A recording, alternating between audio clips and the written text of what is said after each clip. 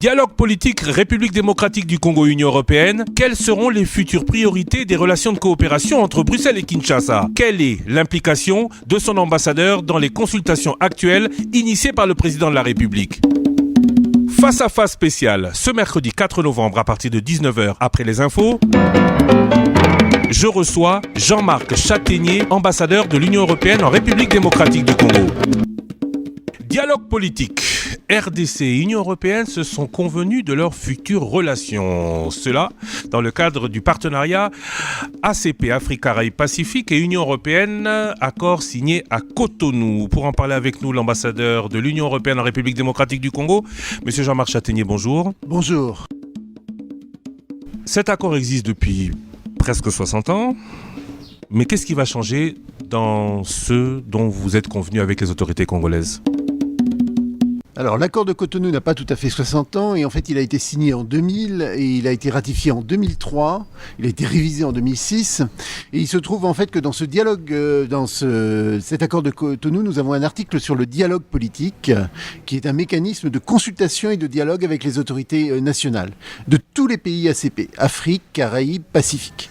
Dans le cadre de la RDC, nous n'avions eu qu'une seule fois ce dialogue, c'était en 2009 avec la présidence tchèque de l'Union européenne. Nous venons de tenir le second dialogue politique, c'était début octobre, les 5 et 6 octobre à Kinshasa. Et donc c'était un signal de reprise de nos discussions.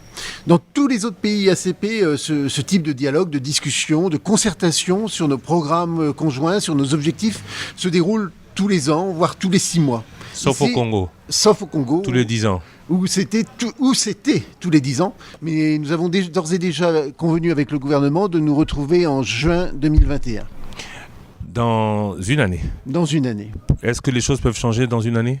En fait, ce type de dialogue, ce type de discussion, c'est un moyen de réviser nos politiques respectives, réciproques. Donc c'est bien un dialogue.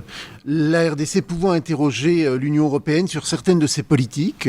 Je sais pas, par exemple en matière de santé, en matière de migration, en matière commerciale. En matière de sanctions. En matière éventuellement de sanctions, d'ailleurs ça figure dans le document.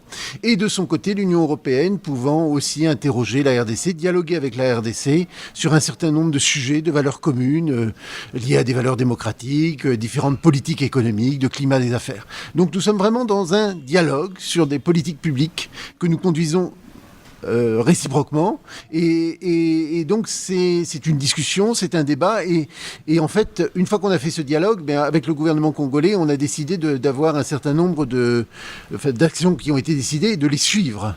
Donc on a fait une matrice un petit peu des différentes politiques, agriculture, environnement, infrastructure, dans lequel nous nous reverrons dans des cadres un peu plus serrés. Est-ce qu'il s'agit vraiment d'un dialogue ou il s'agit de celui qui donne à celui qui reçoit ? Non, c'est vraiment un dialogue. Ce qui est vraiment intéressant dans cet instrument, c'est que ce n'est pas uniquement une question de rapport, de dons, de subventions, d'aide, mais que c'est véritable de prêts, quoique l'Union européenne en fait très peu, notamment en RDC, mais c'est véritablement un instrument de discussion sur les politiques publiques, sur nos politiques publiques et de la façon dont nous pouvons mieux coopérer ensemble et avancer ensemble. Si vous voulez, c'est un petit peu pour moi des règles de code de la route que nous définissons ensemble.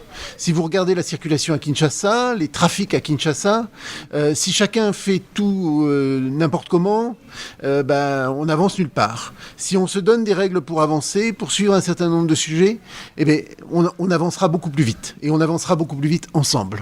Alors ce dialogue politique a eu lieu en présence des membres du gouvernement.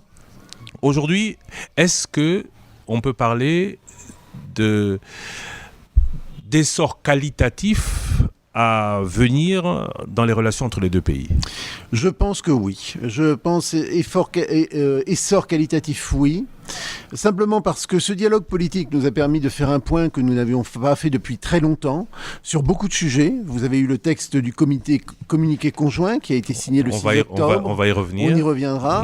Et donc ça a permis de faire le point sur un grand nombre de sujets à un moment important qui est un moment de définition pour l'Union européenne de sa future programmation, de ses futures interventions. Nous étions sous le régime jusqu'à présent du 11e FED, du 11e Fonds européen de développement. Celui-ci s'achève en 2020 et nous sommes en train de travailler sur toute la programmation au niveau mondial, international. Pour les 7 années suivantes. Pour les 7 années suivantes, 2021-2027. Et donc c'est très important que nous discutions en ce moment avec les autorités congolaises, que nous entendions, et j'y reviendrai aussi, les demandes des autorités congolaises, que nous les retransmettions à Bruxelles, que nous en discutions avec nos États membres, parce que c'est un moment où vont se décider les allocations de ressources, les allocations budgétaires pour les pays ACP. C'est un moment où on va déterminer les priorités politiques.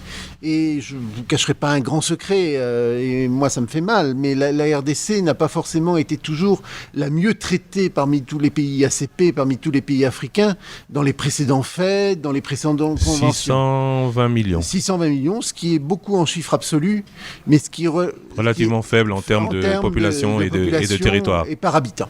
Et donc, moi, je voudrais convaincre, c'est pas encore fait, mes autorités, que nous puissions augmenter cette enveloppe à hauteur de la population de la République démocratique du Congo. Cela est dû à quoi? Au fait qu'il n'y avait pas de dialogue politique ou au fait que la République démocratique du Congo n'a pas vraiment de plan ou de projet à financer? Au fait qu'il n'y avait pas de dialogue politique, au fait que la RDC, la République démocratique du Congo, sort malheureusement d'une longue série de conflits. Vous vous rappelez 97, 99, l'accord de Sun City de 2002, l'élection présidentielle de 2006, mais qui avait été suivie par des troubles en 2007-2008. Donc, toute une série de troubles politiques, de problèmes qui ont empêché véritablement que nous puissions justement avoir ce dialogue politique régulier, que nous puissions nous concerter aussi souvent que nous le voulions. Et voilà. Et là, ce dialogue et cette discussion et les rapports que nous avons actuellement avec les autorités nous permettent de dire que nous pouvons avancer ensemble. 620 millions, après le dialogue politique, l'enveloppe, selon vous, ira crescendo ou Alors, une petite observation, c'était déjà plus 620 millions, c'est mais 670 millions. Oui, 670 millions parce avec que nous avions augmenté l'enveloppe. Et ensuite, bien sûr, ça va être des discussions. Là, je ne peux rien vous dire. C'est même pas moi qui décide. Non, mais puisque vous dites que qualitativement, c'est peut-être quantitativement, c'est pas assez suffisant. Vous estimez que cela devrait être à quelle hauteur? Moi, mon que cela soit à la hauteur du pays. Ambassadeur en RDC, ambassadeur de l'Union européenne en RDC, mon plaidoyer naturel est de défendre les intérêts de la RDC auprès de mes institutions et auprès de l'Europe. Mais vous savez, en même temps, nous avons une situation économique en Europe qui est très compliquée. Nous avons l'impact du Covid-19 en Europe, les nouveaux confinements dans les pays européens. Il y a besoin d'un plan de relance en Europe sur lequel les États se sont accordés, un plan de 500 milliards d'euros. La politique extérieure, voilà. Donc il y a des discussions là-dessus. Moi, je pense qu'on ne peut pas s'en sortir sans mettre véritablement des moyens dans la politique extérieure. Je suis un convaincu du multilatéralisme, je suis un convaincu de la sortie collective. Si chacun on se replie chez soi, on n'avance pas. C'est un peu la parabole que je vous disais tout à l'heure des embouteillages. Si chacun avance avec sa voiture sans essayer de régler les choses et de définir des règles communes et de s'aider ensemble, on n'avancera pas. Il arrivera un moment où lui-même n'avancera plus, nous sommes d'accord. Nous devons nous aider ensemble. Et donc, en fait, aider l'Afrique ou contribuer au développement de l'Afrique pour l'Europe, c'est aider et contribuer l'Europe. Et donc, c'est un effort collectif que nous devons faire ensemble. Nous avons besoin de l'Afrique. Et donc voilà, c'est la conviction que j'ai et je suis... Voilà, mais c'est vrai que des débats peuvent apparaître en Europe et voilà, et ils ne sont pas tranchés. Nous avons des institutions démocratiques en Europe qui vont décider dessus. Le Conseil, bien sûr, le Conseil européen des chefs d'État européens qui va se prononcer. Le Parlement européen qui va avoir son mot à dire.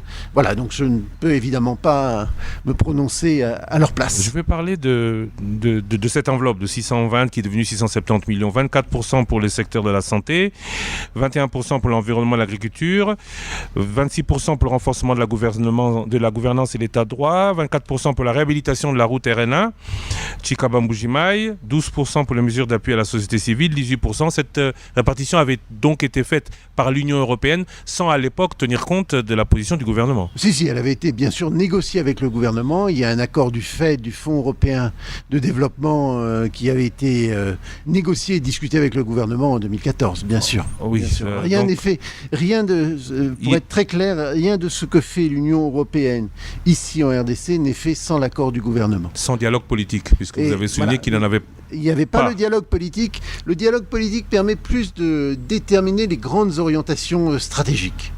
Permet de discuter véritablement ensemble des priorités. La programmation du 11e FED, elle répond à des besoins forts qui avaient été exprimés par le gouvernement, mais ne s'inscrivait pas dans ce cadre global. Le cadre global permet vraiment d'avoir un chapeau et permet également peut-être d'intervenir ou de discuter sur des sujets qui ne sont justement pas dans cette programmation. Parce que le développement, ce n'est pas une question uniquement de développement économique, de développement social, de politique, de gouvernance, c'est un ensemble. Et donc ça permet de discuter de cet ensemble. Quelles sont les grandes orientations, quelles sont les grandes priorités vous pourriez résumer issues de ce dialogue politique? Alors les grandes priorités issues de ce dialogue politique... Pour lesquelles vous soyez tous tombés d'accord? On est tombé d'accord sur tout. Non, particulièrement les grandes priorités, parce que vous avez dit que les contacts sont permanents, mais les grandes priorités de ce dialogue politique particulièrement. Je pense qu'un des points, d'ailleurs on commence par ça, et un des points qui me tient à cœur évidemment, c'est la situation dans l'Est du Congo, la stabilisation dans l'Est du Congo. Et là, c'est véritablement un appui réaffirmé de l'Union européenne en faveur de la sécurité, de la paix, de la stabilité de l'Est du Congo. Un appui verbal ou un appui... quel sera l'appui matériel à cette stabilisation? L'appui matériel, c'est un appui, un accompagnement que nous avons déjà, mais que nous allons poursuivre sur les forces de sécurité, sur la police, sur l'armée, sur la gouvernance. Dans le secteur 3, renforcement de la gouvernance et de l'état de droit. Oui, c'est un point très fort. C'est aussi l'accompagnement, mais dans le cadre d'approches intégrées de programmes possibles, l'accompagnement de programmes de DDR, de démobilisation, désarmement, réinsertion. C'est aussi l'accompagnement peut-être de certaines politiques provinciales. Nous avons été saisis, nous discutons, le gouverneur de l'Ituri, le gouverneur du Nord Kivu, du Sud Kivu sont en discussion avec nous, mais ils sont en discussion avec nous, avec le gouvernement, donc nous sommes prêts peut-être à les accompagner. Il y a eu une grosse demande qui a été exprimée par le gouvernement sur cet appui au niveau des provinces. Donc c'est vraiment des sujets que nous allons aborder. Donc ça, c'était vraiment le gros sujet pour moi, l'un des gros sujets, bien sûr avec tout qui est lié à tous les sujets de gouvernance. Tous les sujets, bien sûr, de droit des affaires qui sont effectivement mentionnés dans l'accord lui-même. L'investissement, nous voulons... Alors ça, c'est pas une question forcément d'argent ou européen, mais c'est une question de climat des affaires, d'accompagnement de ce climat des affaires, de plaidoyer auprès des entreprises européennes aussi pour qu'elles viennent plus en RDC. Et qu'est-ce que l'Union européenne se sent capable de faire pour les attirer plus en RDC?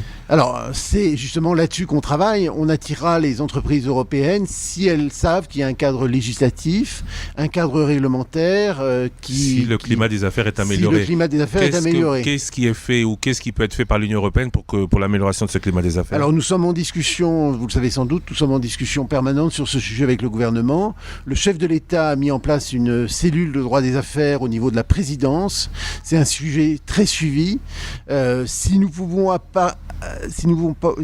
par exemple accompagner la RDC dans une amélioration de ce qu'on appelle le classement Doing Business de la Banque mondiale, voilà, c'est des choses qui sont susceptibles d'envoyer des signaux positifs aux investisseurs. Qu'est-ce qui a déjà été fait ?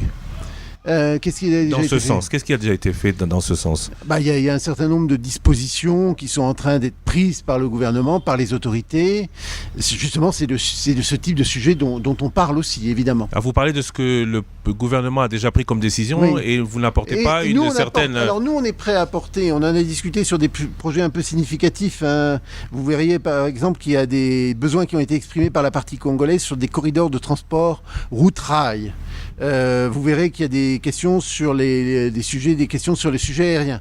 Nous sommes prêts à apporter des études, des financements d'études de ces projets, et nous sommes prêts à regarder ensuite avec un instrument européen qui s'appelle la Banque européenne d'investissement, les banques de financement européennes. Je pense à l'Agence française de développement, je pense à la KfW allemande, je pense à des grandes banques de développement. Nous sommes prêts à regarder des financements de projets, mais qui doivent être portés, et là on tourne un petit peu en rond, donc ils doivent être portés par des entrepreneurs qui ont les moyens de les porter, donc des partenariats publics-privés d'entrepreneurs congolais, parce que c'est aussi un sujet important. Je parle des entrepreneurs européens, mais pour nous tout aussi important est que les entrepreneurs congolais puissent développer leurs activités et que nous puissions les accompagner. Et là nous pouvons apporter un certain nombre de financements ou d'appuis, notamment dans le cadre du plan européen d'investissement. Donc c'est ce que nous faisons vraiment. L'agriculture, revanche du sol sur le sous-sol, on en est loin ? Non, on n'en est pas. Alors là, c'est un sujet très intéressant parce que c'est dans le cadre du dialogue politique, c'est vraiment un sujet qui a été apporté par la partie congolaise. Mais justement, pour avoir une certaine bénéfice de l'expérience européenne. Dans les faits, aujourd'hui, l'agriculture, c'est 2 à 3% du budget national. Comment cela peut-il se faire ? Comment cette revanche, on peut l'atteindre ? Je crois qu'il faut accompagner évidemment des acteurs privés. J'ai vu des très belles réussites agricoles dans ce pays. Il faut leur donner les moyens de travailler. Il faut les accompagner. Ce que le gouvernement aussi a commencé à faire, il faut construire des filières agricoles. Là, nous sommes prêts véritablement, totalement à accompagner et à mettre des moyens qui n'existaient pas dans le cadre précédent. Dans le cadre précédent, nous étions vraiment concentrés sur les questions d'environnement, de préservation de la biodiversité. Et là, le gouvernement nous a dit, et il a eu raison, ce n'est pas suffisant.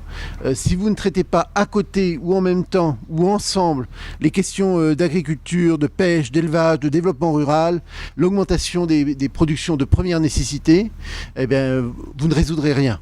Donc, on avait déjà commencé à aborder dans certains de nos parcs nationaux des problématiques ou des projets de développement intégrés prenant en compte le développement économique. Et là, le gouvernement nous dit allez encore plus dans ce sens-là, et c'est ce que nous allons faire.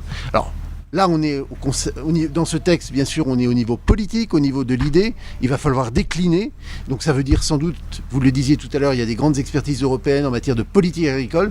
C'est faire venir des experts d'Europe, peut-être aussi des gens de la diaspora qui travaillent dans ces secteurs, d'identifier là où il peut y avoir des projets intéressants, de voir s'il y a besoin d'une partie de financement public, de subventions, parce que voilà, de voir s'il y a peut-être des règles, des réglementations à mettre en place pour protéger la production nationale, et ça c'est plutôt du ressort du gouvernement. On m'a dit par exemple quand j'étais au Katanga qu'un des gros problèmes c'était les importations illicites, illégales de maïs de Zambie qui empêchaient le développement de la production nationale. Donc il faut mettre des règles, il faut les faire respecter pour que la production nationale soit respectée. Et puis il faut regarder des financements qu'on peut apporter sur des partenariats, je pense, public-privé. Donc tout ça c'est une réflexion que nous allons maintenant avoir dans les prochains mois. Les partis soulignent que la relance de l'économie nationale doit reposer sur une meilleure gestion des finances publiques, des réformes structurelles ainsi qu'une allocation efficace et efficiente des ressources dans les politiques publiques sectorielles. Là, on n'est plus dans le privé, on parle directement de la gestion de l'État par l'État lui-même. Vous appelez une meilleure gestion comment ? Alors on appelle ensemble évidemment puisque c'est le gouvernement et l'Union européenne qui ont signé ce document, mais il s'agit plutôt d'une remarque de l'Union européenne au gouvernement. Le gouvernement ne s'est pas autocritiqué dans cette déclaration. Non, il ne s'est pas autocritiqué, mais il a marqué sa volonté d'agir.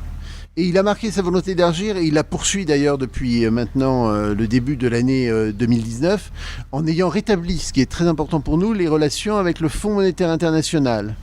L'Union européenne est le partenaire principal du FMI et donc ça compte beaucoup pour nous qu'il y ait cette relation qui soit rétablie avec le Fonds monétaire international. Et donc nous disons, nous, qu'il faut que le gouvernement poursuive ses efforts d'amélioration de la gestion des finances publiques, en particulier avec l'aide du Fonds monétaire international, l'aide de la Banque mondiale, et qu'on travaille ensemble dans un cadre agréé. Voilà, je répète, ce n'est pas l'Union européenne qui va dicter telle politique ou telle politique au Congo. On peut apporter des conseils, on peut dire ce qu'on a fait chez nous, on a fait des bêtises chez nous, ne les répétez pas. Ou on a fait des choses bien chez nous, regardez peut-être ce qui s'est fait. Mais on a une capacité d'apport, d'expertise qu'on peut mettre à disposition du gouvernement. Ensuite, c'est le gouvernement qui prend ces réformes. Et pour nous, le cadre international agréé pour le faire, c'est évidemment le cadre des institutions internationales de financement que sont la Banque mondiale, que sont le FMI. Donc c'est pour nous, par exemple, très important, c'est le signal que nous apportons un petit peu, que le FMI, qu'il y ait un accord avec le FMI au début de l'année prochaine. Aujourd'hui, ce dialogue politique a vécu. On voit que vous êtes, on va dire, offensif, vous êtes volontariste pour que ça aille mieux. Cependant, le Congolais vous dira que son problème à lui, c'est qu'il n'y a particulièrement pas d'électricité disponible 24 heures sur 24. Vous vivez ici, vous le voyez. Il n'y a pas d'eau. Les infrastructures sont manquantes. À quoi sert une coopération qui n'aide pas au quotidien à régler ces problèmes, même si elle aide à long terme à ce que les personnes soient mieux outillées quand il s'agira de vrais enjeux plus importants? Elle aide. Bon, le long terme, la vision, c'est très important. Si on n'a pas de vision, on ne va nulle part. Ensuite, vous avez raison, il faut que les gens voient des résultats. Je crois que nos programmes ont commencé à apporter des résultats. Il y a quelques années, c'était impensable aujourd'hui qu'une voiture catch, comme des milliers de taxis qui circulent à Kinshasa, quitte Mwanda pour atteindre Chikapa. Et donc ça, voilà, c'est palpable. Pour aller à Kikwit de Kinshasa, autrefois, avant l'intervention de l'Union européenne, on mettait 2 semaines. On y allait en avion. Maintenant, on met 6 heures et on paye 10 fois moins. Dans le Congo central, des femmes qui veulent se faire des césariennes, elles peuvent se les faire à $5, alors que la césarienne va coûter jusqu'à $150 à Kinshasa. À cause des 150 millions de l'Union européenne. Voilà, à cause des 150 millions de l'Union européenne. Donc on a des résultats concrets, on a des résultats palpables. C'est pas suffisant, mais justement c'est là qu'il faut la vision. Il faut qu'on puisse reproduire les résultats que nous obtenons au niveau local, au niveau provincial. Le programme de santé a apporté vraiment des résultats remarquables dans le Congo central, dans l'est du Congo. On a commencé maintenant aussi avec le Covid-19 à travailler à Kinshasa avec la réhabilitation de l'hôpital général de référence Saint-Joseph. Et donc là, voilà, il faut qu'on montre aux gens effectivement qu'il y a des résultats, que les choses changent. Ça, ce sont des exemples concrets, mais à cela, on peut vous opposer le fait que si on soigne à Kisantu, si on permet Banana d'être en connexion directe avec Chikapa, il y a surtout le fait que les infrastructures sont manquantes, il faut mettre les gens en disposition, peut-être, redéfinir les priorités pour qu'ils soient en mesure d'aller mieux travailler, de trouver du travail. Et ça, nulle part, on le lit dans votre déclaration. Parce que pour moi, ce n'est pas le rôle de l'Union européenne. On ne peut pas faire tout et partout. On peut faire certaines choses, on essaie d'avoir des résultats concrets, on essaye d'accompagner des réformes. Mais comme je vous le disais tout à l'heure, ces réformes sont mises en place par la République démocratique du Congo, par les autorités congolaises. Et voilà. On revient alors sur ma précédente question. Est-ce que ce n'est pas le fait que les autorités congolaises, dans tous vos dialogues, politiques ou directs, n'apportent pas les meilleurs projets pour lesquels elle a peut-être plus besoin d'aide? Je ne porterai pas du tout de jugement là-dessus, je ne crois pas. En tout cas, avec le gouvernement, la discussion qu'on a eue avec le gouvernement et les conseillers de la présidence étaient aussi présents lors de ces discussions, c'était vraiment unanime. Et les projets dont on discutait, la question de ce corridor rail-air, cette question d'énergie hydroélectrique que vous avez évoquée tout à l'heure, sur lequel on travaille aussi dans la province du Nord Kivu. Voilà, il y a des projets, il y a des bons projets et nous les regardons de près. Donc non, je ne pense pas que ce soit un déficit de projet. Il y avait peut-être, mais c'était lié aussi à toutes les tensions politiques que le pays a connues, la crise de stabilité à l'est du pays, le fait qu'il y avait peut-être des urgences immédiates qui s'accumulaient. Il y avait peut-être avant une absence de vision, de plan. Maintenant, je pense, et le dialogue politique en est une traduction, qu'on passe à une phase de réflexion un petit peu plus approfondie. Une de mes premières questions était, est-ce que ce dialogue politique, ce n'est pas des rapports de celui qui donne à celui qui reçoit? Vous m'avez dit non. À l'aide européenne, on oppose les investissements venus d'Asie, d'Inde et du Brésil, d'autres pays que les partenaires classiques, où on parle business. Est-ce que cette aide européenne, vous avez aussi souligné que la plupart du temps, tout cela était gratuit, est-ce que ce modèle de coopération-développement n'a pas vécu? Je pense qu'il a vécu en partie, même l'Europe le reconnaît, on a un plan européen pour les affaires qu'on veut développer, mais je pense, il y a un terme très technique, donc nos auditeurs vont peut-être pas comprendre, qui s'appelle le blending, le mixage. Si on ne fait que du business, qu'on adopte une approche business, on ne résout pas les problèmes de services publics dont vous parlez tout à l'heure. Ce n'est pas les entrepreneurs privés eux tout seuls, qui vont construire les routes, qui vont alimenter en électricité, qui vont construire les écoles, qui vont construire les hôpitaux. Bon, peut-être en construire un petit peu, mais ils ne le feront pas tout seuls. Et ils le feront uniquement si on les accompagne, s'il y a un partenariat public-privé. Donc, il faut mobiliser le secteur privé, il faut du développement économique, mais pour permettre ce décollage économique, il faut injecter de la subvention, du don, de l'aide gratuite qui permet justement le décollage et l'extension. Et aussi, ce qui est très important, c'est qu'on puisse apporter des expertises indépendantes ou autorisées, comme je vous ai dit tout à l'heure, basées sur nos échecs et nos réussites, des échanges d'expériences qui permettent aux autorités nationales de choisir vraiment les projets qu'elles veulent dans de bonnes conditions. Parce que tous les projets sont formidables quand vous les présentez sur le papier. La réalisation est beaucoup moins. Leur réalisation peut être parfois moindre, mais ensuite, comment hiérarchiser les projets que vous allez faire ? Comment dire que telle centrale, il faut la faire plus vite que celle-là. Donc, il y a nécessité d'un pouvoir public fort, d'une autorité publique forte, d'un gouvernement public fort. Et ça nécessite aussi de l'argent de subvention. Et tout cela passe par le dialogue politique. On a parlé du dialogue politique Union européenne, République démocratique du Congo. Je ne vais pas vous laisser partir sans parler du dialogue politique intra-congolais ou inter-congolais. On vous a beaucoup vu. Je ne crois pas qu'on m'ait On vous a beaucoup vu à la présidence, à la primature. Certains ont même dit que vous avez été plus qu'utile dans la réalisation de ce qui est en train de se faire. Je ne sais pas si c'est une coïncidence, mais on vous a vu aussi du côté du Haut-Katanga. Quelle est la part de l'Union européenne dans ce qui est en train de se passer ?